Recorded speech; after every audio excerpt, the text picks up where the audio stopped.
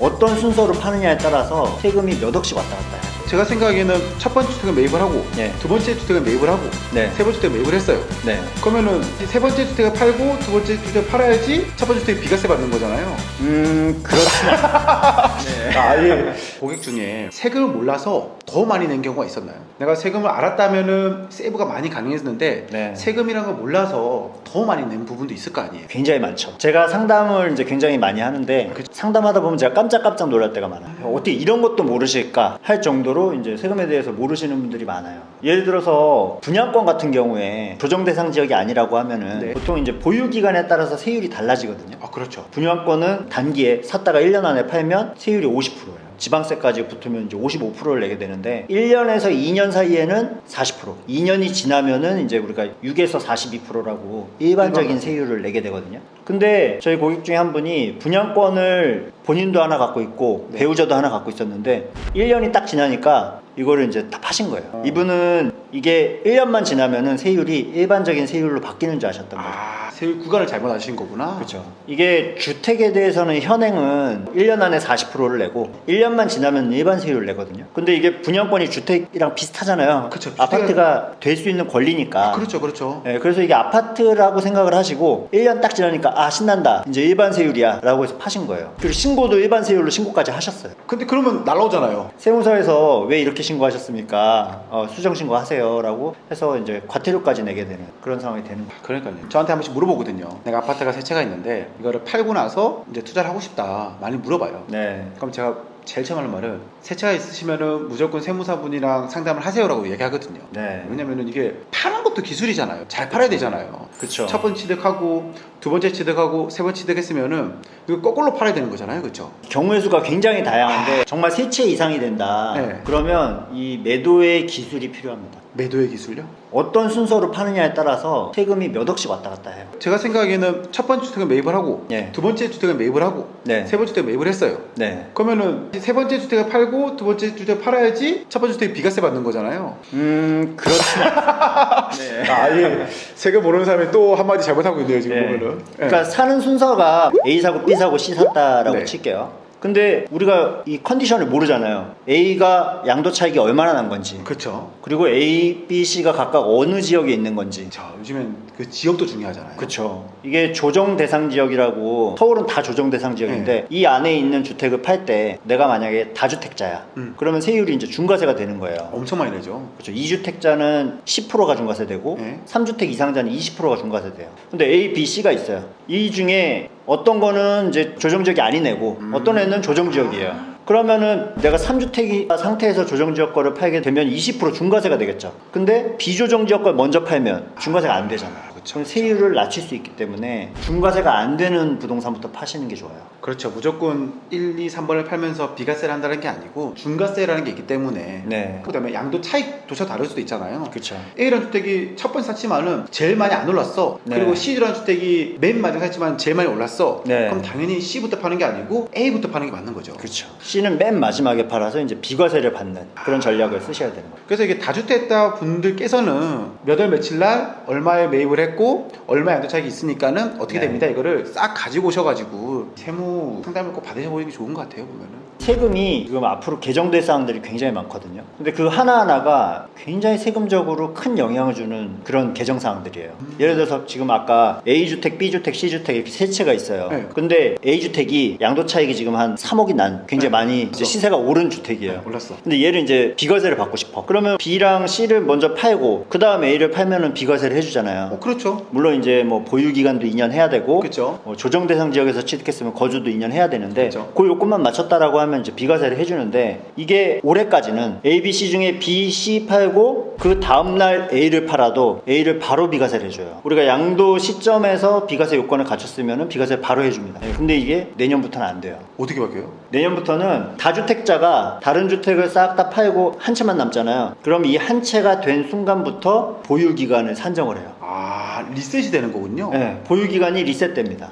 아 그럼 다 팔고 나서 2년을 다시 보유하고 팔아야 비과세가 되는 거예요. 그럼 이제 일시적 1가구 2주택은 안 되는 거예요? 일시적 2주택이 가능합니다. 요거에 예외사항이 일시적 2주택이에요. 그러니까 세 채가 있어요. 네. 근데 한 채를 팔았어. 네. 세금을 냈겠죠. 그 다음에 이제 A 팔고 B, C가 남았는데 네. B랑 C가 우리가 말하는 일시적 1세대 2주택에 해당이 되는 거예요. 네. 요거는 이제 B 사고 나서 1년 이상 지나고 C를 사고 네. C를 사고 나서 3년 안에 B를 팔게 되면 비과세를 해주거든요. 그렇죠. 자, 그래서 일시적 2주택 요건을 다 갖췄어요. 네. 그래서 B를 팔았어요. 얘가 비과세가 됐죠. 그러면 이 남은 C도 B를 팔고 나서 2년 보유한다는 요건의 예외사항이에요. 그러니까는 우리가 알고 있는 일시적 1가구 2주택은 네. 가능하다. 가능하다. 그럼 바로 팔아도 또 비과세가 가능하겠죠. 근데 3주택자부터는 문제가 되는 거네요. 다주택자를 무조건 잡겠다라는 거네요. 다주택자를 비과세 받기 굉장히 어렵게 만들어 놓은 규정이고요. 근데 그런데도 불구하고 일시적 2주택 같은 경우는 좀 열어주겠다. 이렇게 돼 있는 거죠. 요즘에 또 많은 분들께서 분양권에 대해서 궁금해 하시거든요. 또 아까 말씀하셨다시피 분양권 같은 경우에도 잘못 팔았다. 그럼 세금을 엄청나게 많이 내는 경우도 있고 네. 좀 알고 팔았다. 그럼 세금을 많이 절세하는 부분도 많이 있더라고요. 네.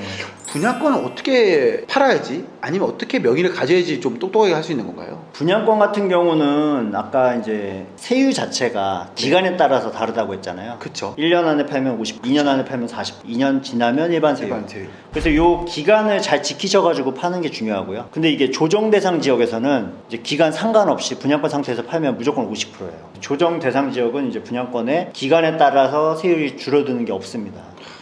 그러면 안 되지만 만약에 다운계획을 쓰면 어떻게 됩니까? 이 보시는 분들도 네. 이 쓰면 안 된다는 걸 확실하게 아셔야 되거든요. 네. 근데 부동산에서 괜찮다 그러니까 쓰시는 분들이 꽤 계세요. 그러니까 난 한 번도 안 해봤지만은 세율 차이 너무 커. 그래서 못 팔겠어 라고 했더니 부동산에서 그럼 요즘엔 다 다운 쓰니까 써도 된다 네. 라고 하면서 유도하는 경우가 있거든요. 네.